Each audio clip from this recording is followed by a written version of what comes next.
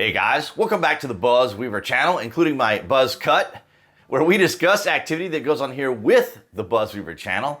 That includes things like current events, headlines that are in the news, pop culture, social media, technology, and items of interest that come up during the week that allow us to have a little bit of a dialogue. I want to thank all of you guys for your continued support. And of course, here on the BuzWeaver channel, you can also see shorts as well as community posts. Lots of changes that are taking place on YouTube. Lots of changes. And of course, I want to thank all you guys across New Tech, that's BitChute, Rumble, and Odyssey, for all of your guys' continued support. We start things off from CNN. FBI turns over details of 5,000 employees who worked on January 6 cases to Trump Justice Department as agents sue. That's right, ladies and gentlemen. They aren't focusing on what Trump is discovering. They are focusing on what Trump is doing. Because, ladies and gentlemen, when it comes to Democrats, they aren't concerned about the rule of law or justice or evidence. In many cases, obviously not the evidence, but the seriousness of the charges. In other words, what they can get a knee-jerk reaction from. So all of what's going on with the Trump administration, what they're discovering, what they're learning about wasteful spending and injustice in our system is of no concern to the Democrats because it's of no use to them. It's demonstrating and illustrating what they were doing with the establishment. And so they're trying to distract everyone, particularly with straw man arguments. Isn't it fascinating? Isn't it fascinating that Trump is actually showing evidence? Doge, Elon Musk, is showing the evidence. And what are they concerned about? The fact that Trump is trying to retaliate against the establishment. Yet that's why we voted for him, so he could clean this up. It's absolutely extraordinary, is it not? FBI officials have compiled with demands to provide the Justice Department with details of thousands of employees who worked on investigations related to the January 6, 2021 U.S. Capitol riot, according to people familiar with the situation. There you go, ladies and gentlemen. People familiar with the situation. The demand has caused consternation among FBI employees who fear it is meant to amass a list of personnel for possible termination by the Trump administration. So there you have it. Instead of them recognizing that Donald Trump is going in here to clean up a mess that was created, they want to focus on the drama. They want to focus on the knee-jerk emotional reactions of what Donald Trump is doing. Instead of saying, okay, well, what is Trump finding out? What are we discovering? What are we learning? What's the evidence that he's producing to substantiate the reason why he's doing it? And we have it, and they're more concerned about the fact that Trump is trying to retaliate. Acting Deputy Attorney General Emil Bove, in a Friday memo with the subject line, terminations, had given FBI officials a noon deadline Tuesday to submit the details of thousands of agents and analysts. Bove previously ordered the firing of 8 senior FBI officials, including those who oversaw cyber, national security, and criminal investigations. More than 5,000 employee details were submitted, including employee ID numbers, job titles, and the role of the January 6 investigators. Sources said, but not their names, which is understandable.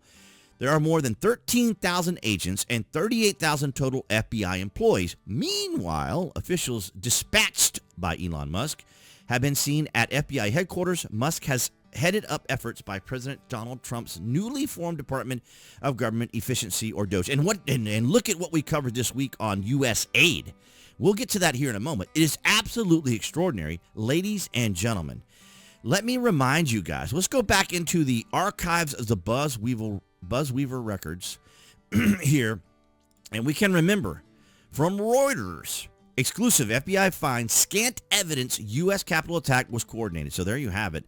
Not to mention the 2.5-year investigation into the fabricated Russian collusion story.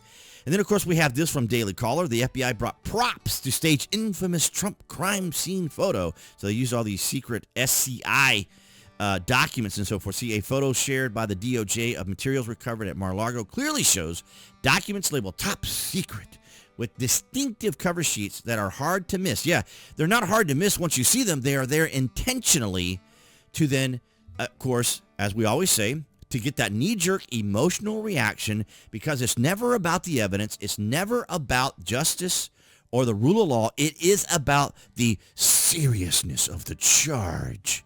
And, of course, we can see here FBI surrenders to Trump DOJ surrenders. I love that. Turns over the details, and then I want you to listen very carefully. Did I? Oh, here it is. I want you guys, and I know you will, I want you to listen very carefully to this news commentator from WISH Indiana, or WISH 8. I want you to listen very carefully to the words he uses to describe this, the video footage they use to describe this, and former FBI Director McCabe. I want you guys, and I know you will, pay close attention to what I just to this and what I have just said, so that you can make the correlation as to what I'm trying to say. Well, FBI agents and analysts are suing after the agency turned over details on thousands of employees who worked on January 6th cases to the Justice Department. Employees are now worried that information will be used for retaliation or termination. Sherelle Hubbard has the latest. FBI employees who worked on the January 6th Capitol riot investigations under scrutiny.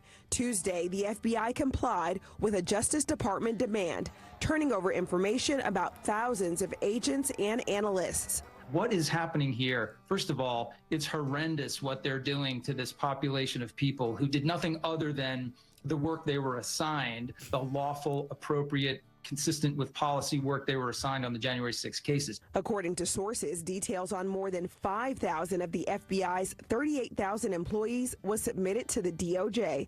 Many agents feared that could lead to them losing their jobs. The DOJ isn't commenting. Tuesday, a group of FBI employees sued the Justice Department to try and block the release of their information. I think it's necessary for them to stand up and defend themselves, and this is the proper way to do that at this point in the Yeah, so McCabe is trying to suggest that they were just doing their job. As we always hear from World War II, when they asked the Germans the atrocities that they were engaged in, when they were asked, they said, we were just following orders. And here we have a clear indicator from McCabe here that they were doing exactly what the establishment uniparty directed them to do, and that was go after their political opponent. It's just that simple. Now, I'm using my own biased wording, but it seems very clear of all that was going on against Donald Trump that it was, in fact, a way, a maneuvering methodology, a tactic for them to go after their political opponent, because the entire exercise was to ensure that Donald Trump would not win again. And we already know this. It's absolutely extraordinary. And not only that, as we just talked about when it came to USAID, what we've discovered, as I said, what they're finding doesn't seem to be what the media wants to report on.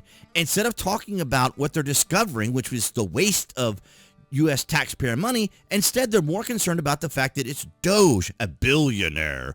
It's Elon Musk, billionaire. And then the young people that he has that are working for him who are geniuses. It's absolutely extraordinary. Here we have Caroline Levitt talking about what happened there at Politico. Here we go. So upon coming out here to the briefing room, I was made aware of the funding from USAID to media outlets, including Politico, who I know has a seat in this room.